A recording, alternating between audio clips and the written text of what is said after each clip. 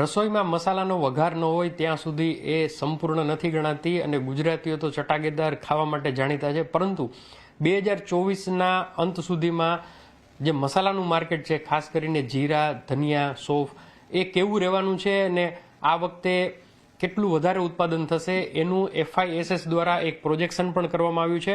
આવો એમના ચેરમેન સાથે આપણે વાત કરીએ। સર, જણાવો, ખાસ કરીને આ જે 4 મહત્વપૂર્ણ તેજાના છે એનું 2024માં ઉત્પાદનનો લક્ષ્યાંક તમે કઈ રીતે રાખ્યું છે?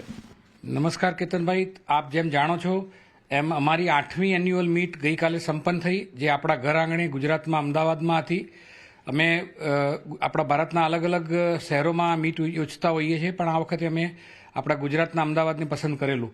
દેશભરમાંથી લગભગ 450થી વધારે લોકો હાજર રહ્યા, ખેડૂતો, ઇવન તર્કી અને ચાઇનાથી પણ ઓનલાઈન અમુક વેપારીઓએ એમાં હાજરી આપી। આ મસાલા મીટમાં અમે લોકોએ દાંતીવાડા એગ્રીકલ્ચર યુનિવર્સિટીના સ્ટુડન્ટ્સ દ્વારા તૈયાર કરવામાં સાયન્ટિફિકલી જે સર્વે કરવામાં આવેલો હતો એના આંકડાઓ રજૂ કર્યા।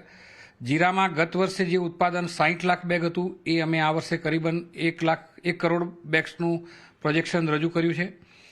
વરિયાળીમાં જે પ્રોજેક્શન 22 લાખ બેગનું હતું, જે આ વખતે લગભગ 38 લાખ બેગ આવવાની શક્યતા છે।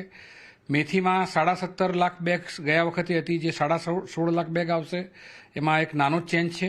પણ ધાણામાં જે ગયા વર્ષે 1 કરોડ 65 લાખ બોરીની સંભાવના હતી, એ આ વખતે 1 કરોડ 15 લાખ બેગ્સ આવવાની શક્યતા છે। અને આ મસાલાના જે પ્રોજેક્શન અમે રજૂ કર્યા છે એ 2024 માટેના છે।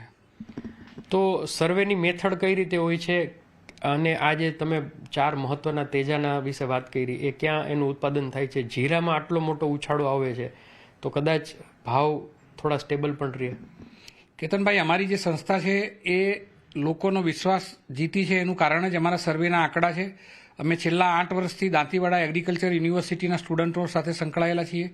દર વર્ષે એમાંથી સ્ટુડન્ટો સિલેક્ટ કરી અને 32થી 33 સ્ટુડન્ટો લગભગ 1.5 મહિના માટે 3 રાજ્યો ગુજરાત, રાજસ્થાન અને મધ્યપ્રદેશમાં સફર કરે છે। એમની સાથે અમે થોડા અનુભવી વેપારીઓની ટીમ પણ મોકલીએ છીએ, જે એમને માર્ગદર્શન અને રસ્તાઓનું જ્ઞાન આપે છે। અને પછી એક સોફ્ટવેર કંપની સાથે અમારો કોન્ટ્રાક્ટ છે અને બધું ભેગા મળી અને અમે એક આખા પ્રોજેક્શનો સાયન્ટિફિકલી તૈયાર કરીએ છીએ। અને એ જ્યારે રજૂ કરીએ ત્યારે અમારા સંપૂર્ણ બોર્ડ ઓફ ડિરેક્ટર્સ ઇન્ક્લુડિંગ ચેરમેનને પણ એની જાણ નથી હોતી કે આ આંકડાઓ શું આવશે, એ બધાની વચ્ચે જ જાહેર કરવામાં આવે છે। તો બિલકુલ આપણે એવું કહી શકાય કે જે 4 મહત્વપૂર્ણ મસાલા છે એમાંથી એકાદને બાદ કરતાં મોટા ભાગનું જે ઉત્પાદન છે એ સારું થવાની ધારણા છે। તો આશા રાખીએ કે ભાવ પણ કંટ્રોલમાં રહે।